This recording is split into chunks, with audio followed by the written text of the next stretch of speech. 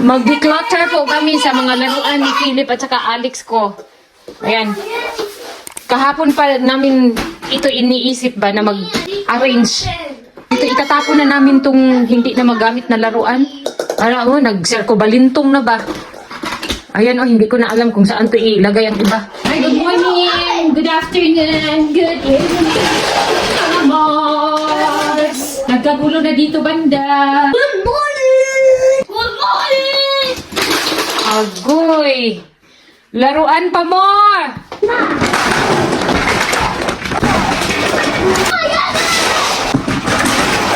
What's up? Today it's not fun. Today is a collision. Hey, Billy, Mama's doing it last week. What? Hey, Billy, destroy it. Oh, elephant. Close that. Ganyan ka, dami ang toys nila, oh. Nabawas-bawasan na nga yan, eh. Yung iba, na itapon na namin. Kaso lang, noong Christmas, bumili na naman si Vladimir ng laruan. Nadagdagan. Sinabi ko kay Kuya Alex, itapon na natin yung hindi na ninyo magamit. Then, meron pa kaming mga puzzles dito, oh. Uwang ko, ano na nangyari sa mga kahon na ito. Napunit na. Ayun, nag-promise sila sa akin. Natutulungan nila ako, pero hindi naman sila tumulong sa akin, eh. Nagkalak lang. Ito na ang napala kapag maraming toys. Kulat na sa space. Ito na pala yung snacks ni Kuya Alex. Tapos, nilagyan ko na lang ng thermix. Then, sandwich. Iwan ko kung kakainin niya itong apple. 6:20 in the morning. Philip, Kuya Alex, i-check ko dito ang temperature sa labas. -2 pa rin. Ba yan? Tignan niyo sila. Kuya, Philip ko, Idime, Dos Coli, agoy, Diyos ko, ganito yan. Sila every night. Ang balon nila hindi pumutok lahat. Nagkalat na, ayan, si Philip, nagdulog ang mga laruan. Sinabi ko sa kanila, bawal ang laruan dyan. Pero anong ginawa niya? May papel, may mga dinosaur. Ba yan? Philip ko, ito siya ang matagal. Gisingin ba? Natulog kasi siya kagabi. 10:30 na ata to. Philip ko, hindi may doskolki. Ang kindergarten pala sa Slovak, Szkolki. Ang grade 1, Szkoli. Gusto pa niya matulog. Kuya Alex, dobre rano. Nakatulala pa siya. Pwede ka na, Idime. Doskolki. Mga Mars, hindi ko pala natapos ang vlog ko kahapon dahil dumating yung cousin ni Alex at saka ni Philip. Bawal yun sila makita sa vlog. Hindi ko na siya antayin na bumangon. Bihisan ko siya kaagad. Kung aantayin ko pa, wala, mamaya pa ito makabihis. Ganito ang style ko. Ayan. Gising na to eh. Ang sa kanya lang, maghiwid-hiwid. Sayang yung mga minutong lumilipas. Pwersahan na lang ba? Ko lang ng gamot si Kuya Alex. But sir, exercise ko pala siya.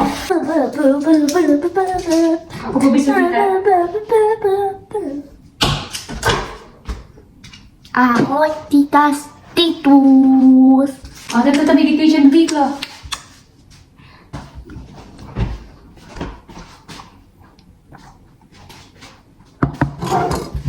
Exercise. Pencil ang gagamitin ko sa kanya. Ganito lang naman ang exercise niya, oh. Tignan niyo yung isang itim ng kanyang mata. Yan ang may diferensya. Naka-ready na sila. Yan, pusor ha, pusor. Ay, thank you, Lord. May araw. Tuwang-tuwa ako kapag lumalabas na si Haring Araw. Puts kay Philip ko. Sige, mahulog ka din na, dong. Ang naong mo ay, yan ang gusto ko sa kanila kapag may bike. Excited. Ito na pala ang weather namin basta March na. Halos everyday may araw na. Yan ang sign na malapit na talaga ang spring. Mas-stock ka yan dyan. Hindi na. Push. Agoy, hindi na niya kaya. Kaya yan. Malaki na yan eh. Oo. Good job. Racing kuya. Aha. Gonna go. Dawaj si Prateki. Dawaj si Prateki. 3. 2, 1, go! Maiwan na naman ako nito. Sige lang, nandyan naman kayo. Tangan ko silang habulin. Yung mga batang to eh. Ang sakit ng aking tuhod. Bigla sa pagtakbo. Dala-dala ko pa tong lock sa bike ni Kuya Alex. Ang layo na nila. Huwag niyong tignan yung ilong ko. Lumalaki na. Na parang imburnal. Dito na kami. Mami, keys on board. Ano? Bless? And keys. Ahoy, Kuya. Poslo ka to, chitel ka, ha? Your classmates are back to you. You need to inform mommy. Dobre? Kuya Alex ko? Ano? Yes, Or else, you need to inform chitel ka. Kailangan na niyang itali yung kanyang bike. Baka nakawin ba? Philip na naman yung ihatid ko. Pumali, Philip. Salamat talaga, Lord. Lumabas si haring araw. Sana ganito na lang everyday ba? Nandito na kami sa loob. Ano, Philip ko? Bakit madilim dito? Wala na yung mga design dito. Oh. Tinanggal na ng kanilang teacher. Ano nangyari dito? Parang kurap-kurap. Nga Mars, andito na pala ako sa malapit sa bahay namin. Nagulat ako ba kung bakit may mga matatanda na papunta ng church. Ash Wednesday pala ngayon. Since na dumating ako dito sa Slovakia, Good Thursday at saka Good Friday, minsan magulat na lang ako kay Vladimir na wala kaming pasok dahil Good Friday daw. Ibang-iba talaga dito kaysa Pilipinas ba? Doon malalaman mo talaga dahil ni Santo, kailangan na nating magbinignit. Dito, pwede naman kami magbinignit. Itong mga sanga ng punong kahoy. Charis lang. Papakita ko pala sa inyo. Yan ang sign. Parang may red na orange. After few days, mag-blossom na yan sila. Kaya tuwang-tuwa ako kapag March na. Dahil maaraw, minsan na lang umuulan. Ang temperature namin hindi na gaanong malamig. Pero nagsuot pa rin ako ng blanket. Next week nito, magiging positive na yan. Hindi na ako mag-jacket. Mag-bikini na ako. Chares! Papasok na ako sa loob, oy. Nandito na ako sa loob ng bahay. And then, binuksan ko pala yung window dito sa room. I-close ko lang dahil lalabas ako. At kukuha ako ng maliit na pot. Magtanim ako ng seeds para tutubo dyan sa puso ninyo. Kailangan talaga namin ng buksan ito every morning dahil magmo-moist ang bintana ba. Sa summer, lilinisan ko tong window sa labas. Pati yung rulets namin, punong-puno na ng alikabok. Thank you Lord, 7 degrees sa labas. Kailangan ko lang lumabas. Isuot ko na naman itong ating bedsheet. Kahit positive 7 yun, malamig pa rin. Ganyan talaga kapag kambing. Always nilalamig. Kailangan ko lang i-switch on yung mga light para makita ninyo ang aking kagandahan.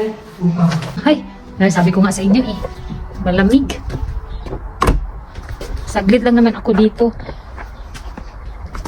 May pot kasi ako dito na hindi ko na ginamit. So, gagamitin ko ngayon. Ito oh, hindi naman ito masyadong kalakihan. Tamang-tama ito sa aking pang spices ba? Yung chives. Alam ko ang chives, makasurvive naman yan dito sa winter. Pero, magpatubo lang ako ba? Okay na to. Parang late na akong magtanim. 2 months na lang, summer na.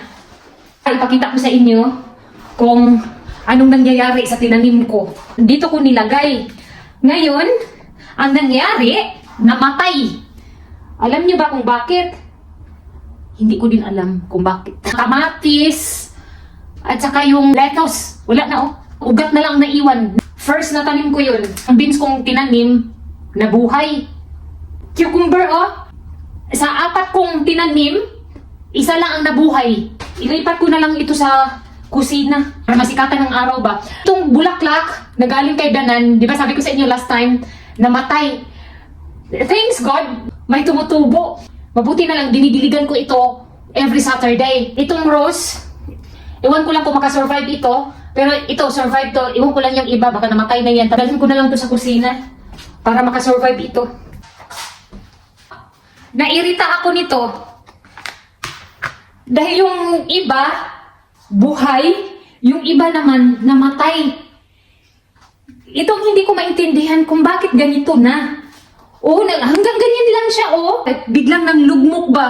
Siguro, may pinagdaanan din ito. Iniwan siguro ito ng jowa nila, kaya sila na broken hearted. Oh, good pa more! Medyo malusog pa yan. After few days, ganito na yan. Parang nawala na ng ganang mabuhay sa mundong ibabaw. Magtanim ako ulit. May mga seeds naman ako dito para hindi masayang yung araw ba na lumipas. Idea ko itong magtanim na lang sa pot dahil wala pa kaming garden. Meron pa akong tanim dito, ipapakita ko sa inyo. Ito oh, nilipat ko na dito. Itong kalabo, binigay pala to ni sister-in-law. May beans pa ako dito na kailangan kong ilipat. Ito oh, namamatay na. Naglaos na siya oh. Ano kaya ang nangyari nito? Sana makasurvive ito. Lupa pala na ginagamit namin sa pagtatanim, lalong-lalo na sa bulaklak at saka mga vegetables, ay binili namin to sa shop. Compost daw ito. Particular na ang garden ba? Ayan. Ito yung binibili namin. 2 euros ito. Noong nakaraang araw, hindi ako nagtanim ulit dahil may rigla ako ba? Sabi nila, bawal daw yun.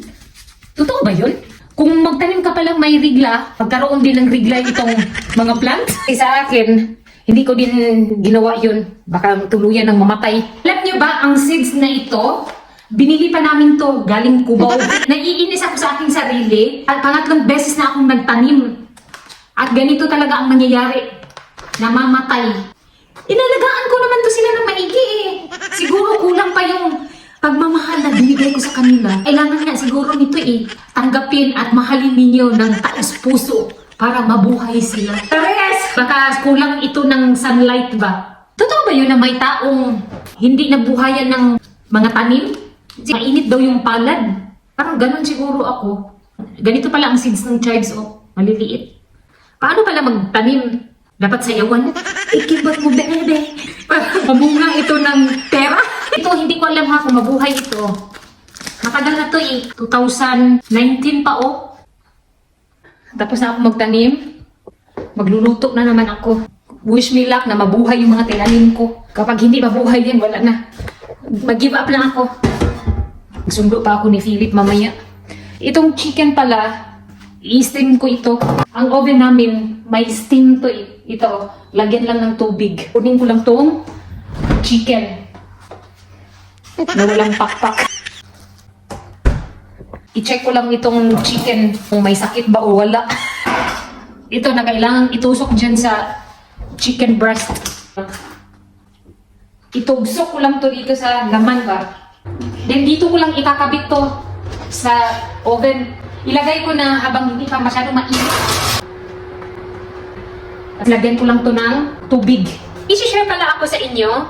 Nakakalungkot na balita. Yung iniiwasan ko, nangyari talaga kay Kuya Alex. 1 week ago, si Alex binuli ng kanyang classmate sa activity. Saglit lang, sinabihan daw siya na ugly duckling. Nagtampo si Kuya Alex nun. Ito yung isa sa kinatakutan ko at iniiwasan na sana hindi maranasan ni Kuya ito. Nag-pray talaga ako nito. Ang hindi ko alam, nangyari na pala. Tapos walang sinabi si Kuya Alex sa akin about kung saan nangyari. Nalaman ko na lang, nag-share si Vladimir sa akin na regarding noon sa bullying. Sinisisi din ako ni Vladimir dahil yung batang yun, sinabi niya sa teacher, si Kuya Alex nga daw, irritably. Ang explanation ng bata, hindi lang daw siya ang may kasalanan. Minsan daw, mainit ang ulo niya na walang dahilan. Yung ugali ko, nakuha din niya ba? Sinasabihan din ako ni Vladimir, yung ugali ko kasi pagka mainitin ang ulo, minsan hindi mo makontrol, tapos nakikita ng mga anak natin. Speechless ako noon. Kailangan ko talagang kontrolin ang aking sarili. Dahil nakikita nga ni Kuya Alex, in-apply talaga niya sa sarili niya. Kaya yun, nagkaroon siya ng problema doon sa paaralan. Ito si Alex, kay Vladimir lang yan siya nag-share about nung bullying na nangyari sa kanya. Nag-email din ang teacher sa group chat. Kasi meron silang parang apps kung saan doon lahat ng activity sa school ina-update ng principal at saka mga teacher. Ang pagkasabi ng kanilang activity teacher ay yun nga ang nangyari. Ang batang nagbully kay Kuya Alex, malaki din pinagdaanan. Kasi yung tatay niya, nakulong. And then, yung grades niya sa school, 5, which is bagsak. Instead na maawa ako kay Kuya Alex, naawa ako sa bata. Hindi siya nag-guide ng maigi. Kaya nga siguro, sa ginawa ni Alex, mas lalong na-irritable yung batang yun. Kaya nagsabi siya ng hindi maganda kay Kuya Alex. Kaya pala, wala siyang ganang kumain. Dahil tulala na lang si Kuya Alex. Ang masama pala yung loob niya.